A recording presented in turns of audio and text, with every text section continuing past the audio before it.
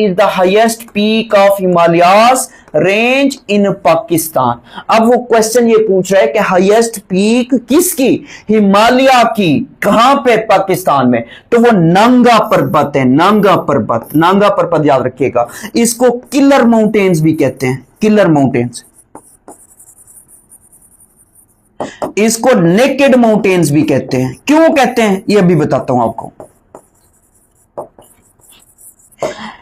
जब इनकी बात करते हैं तो याद रखिएगा कि अगर आप इनको ऊपर से देखें ना, ऊपर से ये ऐसी नोकीली आपको नजर आएंगी, नोकीली। पहली बात कि ऐसी मतलब जैसे चोंच तो नहीं, नोकीली चीज होती है, ऊपर से आपको इस तरह से नजर आती है। दूसरी बात ये याद रखिएगा, जो भी इस पे चढ़ता है वो जान से जाता है, जो भी इस पे चढ़ता है वो जान से जाता है। यानी कि इतनी खतरनाक पहाड़ियां हैं, इस वजह से इनको क्या कहा जाता है, किलर माउंटेन्स भी कहा जाता है, नेकेड माउंटेन्स भी कहा जाता है। जबकि अगर बात करें इस नांगा पर्वत की तो ये 9th हाईएस्ट पीक है। दुनिया की कौन सी नंबर की है, दुनिया की 9th हाईएस्ट पीक है इन द वर्ल्ड।